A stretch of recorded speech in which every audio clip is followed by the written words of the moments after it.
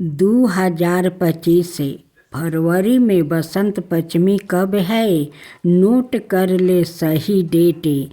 ओ बसंत पंचमी को विशेष रूप से माता सरस्वती जयंती के रूप में मनाया जाता है। यह माता सरस्वती का प्रकट उत्साह है, इसलिए इस दिन विशेष रूप से माता का मनाया जाता है। माघ मास के शुक्ल पक्ष की पंचमी तिथि को सरस्वती पूजा मनाई जाती है।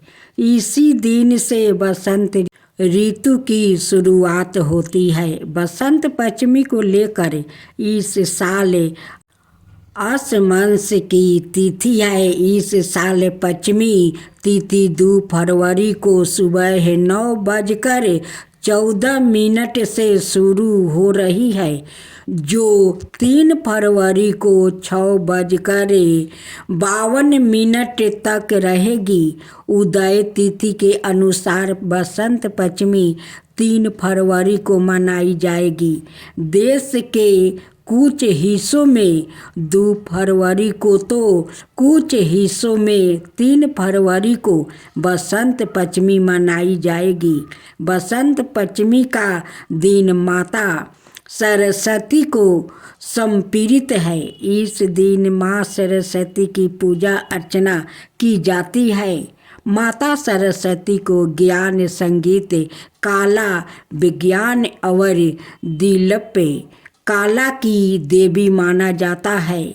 बसंत पंचमी का दिन सभी शुभ कार्यों के लिए उपयुक्त माना जाता है। इसी कारण से बसंत पंचमी का दिन अबूझ मुहूर्त के नाम से प्रसिद्ध है और नवीन कार्यों की शुरुआत के लिए उत्तम माना जाता है। बसंत पंचमी को विशेष रूप से माता सरस्वती जयंती के रूप में मनाया जाता है। यह माता सरस्वती का प्रकट उत्साह है, इसलिए इस दिन विशेष रूप से माता सरस्वती की पूजा उपासना कर उनसे विद्या वृद्धि प्राप्ति की कामना की जाती है। विद्यार्थियों के लिए बसंत पंचमी का त्योहार विशेष होता है। पूजा विधि: प्रातः काल स्नान कर पूजा स्थल पर एक चौकी पर पीला वस्तु बिछाए, उस पर माँ सरस्वती का चित्र या प्रतिमा स्थापित करें। इसके बाद कलश, भगवान गणेश और नवग्रहों पूजन कर माँ सरस्वती की पूजा करें। मिष्टान का भोग लगाकर आरती करें। बसंत पंचमी के लिए करें यह काम: इस दिन पीले वस्तु पहनने और खिचड़ी बनाने और वितरित करने का प्रचलन है। इस दिन शुभ कार्य शुरू हो जाते हैं। बसंत पंचमी को सवाए सीधी मुहूर्त और अनुसूझ साया भी माना गया है। इस दिन बहुत से शुभ कार्य भी हो सकते हैं। गृह प्रवेश, वाहन, मकान खरीदना, व्यापार या नए रोजगार आरंभ करना, सगाई और विवाह यदि मंगल कार्य की जा सकते हैं। इस दिन लोग पीले भोजन बनाकर उसका दान भी करते हैं। पूजा के बाद घंटा बजाते हैं, शंख फूंकते हैं, आरती उतारते हैं, सब छात्रों अंजलि देते हैं। उस दिन किसी विद्यार्थी ने किताब यह पुस्तक में हाथ नहीं लगाते हैं। उस दिन माँ का दिन है। माँ के सामने सब लोग किताब पुस्तक रख देते हैं। उस दिन माता खुद वो पढ़ती है। उस पुस्तक किताब में माता अपना विद्या भर देती है। माता सरस्वती के साथ गणेश भगवान का भी पूजा होता है। तो सब मिलकर बोले माता सरस्वती की जय हो, माता सरस्वती की जय हो।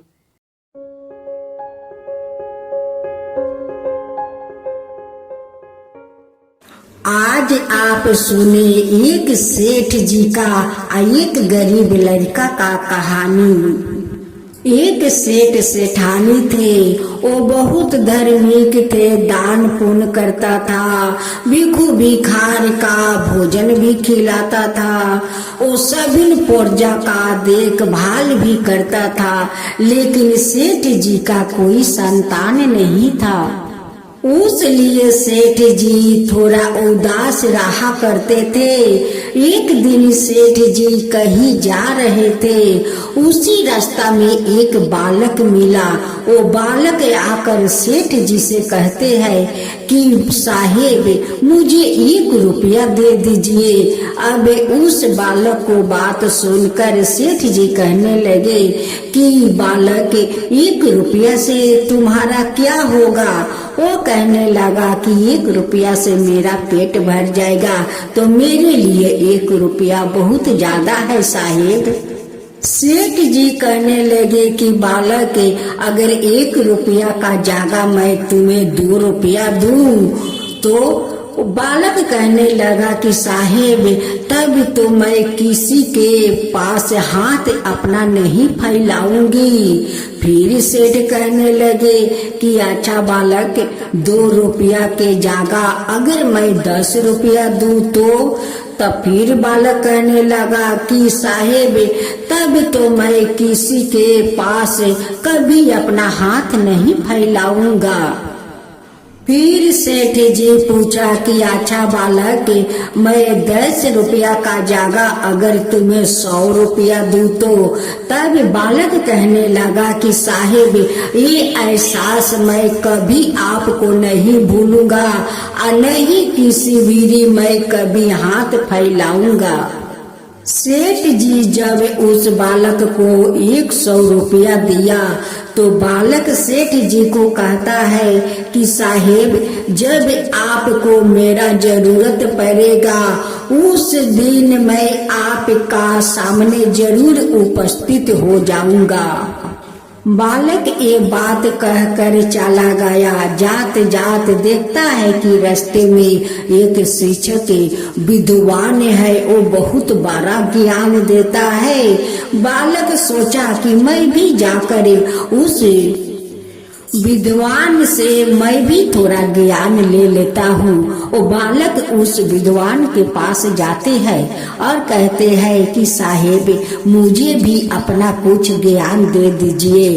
अब तो वो विद्वान ऊपर से नीचा वो बालक को देखने लगा और कहने लगा कि यारे जारे तू औंठा छाप भिखारी, तू ज्ञान सीखने मेरा पास आएगा और मैं तुझे ज्ञान सिखाऊंगा। भाग यहाँ से जा, अपना चेहरा कभी देखा है और ज्ञान सीखने चले आए साले। बालक भी उस विद्वान को वो जवाब दे सकता था, लेकिन बालक ऐसा नहीं किया। वो सोचने लगा कि चलो मैं तो गरीब का बच्चा हूँ, छोटा हूँ, वो बोल दिया तो मेरा तो कोई मान सम्मान नहीं जाएगा, लेकिन मैं उसको उल्टा अगर जवाब दे देता हूँ तो उनकी सम्मान नहीं रहेगा। यही सोचकर बालक वहाँ से चल पड़े। उस दिन बसंत पंचमी था। जात जात बालक देखता है कि रास्ते में बहुत सारा बच्चा लोग माँ सरस्वती को पूजा कर रहे हैं। वो बालक वहाँ जाता है और जो सेठ जी 100 रुपया दिया था उस रुपया से 50 रुपया उस पूजा में दे देता है और बोलता है कि माँ सरस्वती को चरण में ये पैसा चढ़ा दो। बालक माँ सरस्वती को चरण में तो पैसा तो चढ़ा दिया और माँ सरस्वती जाकर उनकी जीभा पर विराजमान हो गई। जब बालक वहाँ पर पूजा समाप्त हो गया, वहाँ को प्रसाद खाकर वहाँ से फिर चल पड़े। जाते जाते बालक एक दुकान से कलम और खाता कीना और उसी खाता को लेकर उस पर लिखना शुरू कर दिया। जैसा भी बालक उस खाता पर हाथ घुराता, लेकिन उनकी तो अक्षर बहुत सुंदर बन जाता। क्योंकि वो सारे तो माँ सरस्वती का चमत्कार था। उनके कंठ में जो माँ सरस्वती विराजमान हो गई थी, वो जो भी दाग टांगता वो अक्षर में बदल जाता। उस बालक एक गांव में गया। जो गरीब माता पिता अपना बच्चा को नहीं पढ़ा पा रहे थे, वो सारे बच्चा को बोला बोला कर वो बालक पढ़ाने लगा और सारे बच्चा पढ़ने में तेज निकल गया। अब तो उस गांव के सारे माता पिता अपना बच्चा को देखकर बहुत खुश हो गए कि ये बालक लगता है कि कोई चमत्कारी है। हम लोग का बच्चा तो कभी हाथ में खाता भी नहीं लिया, कलम पेंसिल भी नहीं लिया, आज हम लोग के बच्चा के इतना बड़ा ज्ञान, इतना सुंदर भाषा बोल रहे हैं, इतना सुंदर पढ़ लिख रहे हैं। अब सारे माता पिता मिलकर उस बालक को पास जाते हैं और कहते हैं कि बेटा तुम हम लोग का बच्चा को शिक्षा देने के लिए और ज्ञान देने के लिए हम लोग कुछ पैसे देते हैं, ये ले लो बेटा। वो कहता है कि नहीं, मेरा इस गांव को तो सारे परिवार मेरा है, मैं क्यों पैसा लूं। सारे माता पिता कहने लगे कि नहीं बेटा, ये तो आप गुरु है, ये सारे शिष्य आपका तो शिष्य है, आप उसका गुरु है, तो गुरु को तो दक्षिणा देना बनता है। बिना दक्षिणा को तो कभी गुरु से कोई शिष्य कोई नहीं बनेगा बेटा, ये दक्षिणा समझ कर ले लो। अब सारे गांव वासी उन्हें सभी महीने महीने दक्षिणा देने लगा। अब तो वो लड़का बहुत बड़ा बन जाता है, वो पढ़ लिख कर बहुत बड़ा हो गया। एक शहर में जाता है या शहर में जाकर बहुत बड़ा मकान बनाता है और बहुत बड़ा मिठाई का दुकान बनाता है। इधर सेठ सेठानी तो वो लोग दोनों बहुत बुरा हो चुके थे, वो लाठी पर चलने लगे। उस लड़का का तो कोई अपना परिवार तो था नहीं, वो गरीब में बहुत दान पुण्य करते। जो माता पिता अपना बच्चों को नहीं पढ़ा लिखा सकते, उस माता पिता को बच्चों को वो बालक पढ़ा लिखा कर बहुत बड़ा आदमी बना देता। उस लिए सारा नगरवासी उस बालक को बहुत मान दान करते और वो अपना सारे नगरवासियों लोग का अपना परिवार मानता। सेठ जी उस लड़का का भूल चुका था, लेकिन लड़का नहीं भूला था। एक दिन सेठ जी लाठी के सहारे उसी शहर में जाते हैं और रास्ते के एक किनार पर खड़े हो जाते हैं और उसी शहर में लड़का का मकान दुकान सब कुछ था। लड़का उस सेठ को देखता है कि वो तो रास्ते के किनारे खड़ा है। वो लड़का देख कर सेठ जी को पहचान लेता है, लेकिन सेठ जी उस लड़का को नहीं पहचान पाया। वो लड़का ले जाता है और अपना कुर्सी पर बैठा देता है। सेठ जी कहने लगे उस लड़का को कि साहेब आप क्यों इस कुर्सी पर बैठाया मुझे। वो बालक कहता है कि साहेब आप इस पर बैठिए, आप इस कुर्सी का हकदार है। सेठ जी कहने लगे कि साहेब ये आप क्या बोल रहे हैं, ये कुर्सी के मैं कैसे हकदार हो सकता हूँ। तब बालक वो याद दिलवाया कि साहेब आपको याद है कि एक दिन एक छोटा सा बालक आपके पास 1 रुपया मांगा था, तो 1 रुपया का जगह आप 100 रुपया दिया था। वही बालक मैं हूँ सेठ जी, वही बालक मैं हूँ। ये महल जो है या दुकान है, ये महल और दुकान का हकदार आप है साहेब, आप है, मैं नहीं।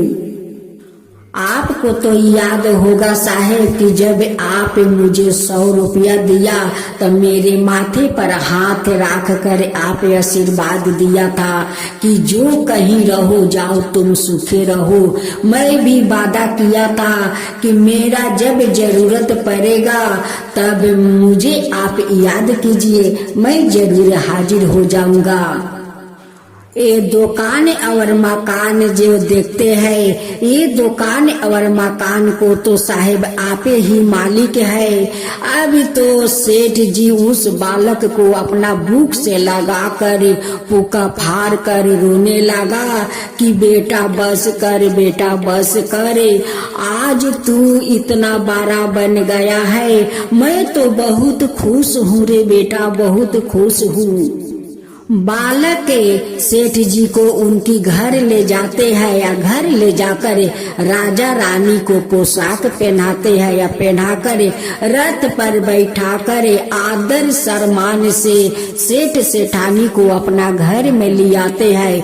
और उस दिन फिर जहाँ पर माँ सरस्वती को वो लड़का पूजा कर रहा था, वहीं पर दोनों सेठ सेठानी को ले जाकर कहते हैं कि देखिए इसी माता के कारण आज मैं यहाँ तक आया हूँ। जो आप 100 रुपया दिया था उसी रुपया तो मुझे ताकत दिया था, उसी रुपया से आधे रुपया माँ सरस्वती को चरण में दिया था और उसी 50 रुपया के कारण माँ सरस्वती मेरे जीभ पर आकर रजमान हो गई।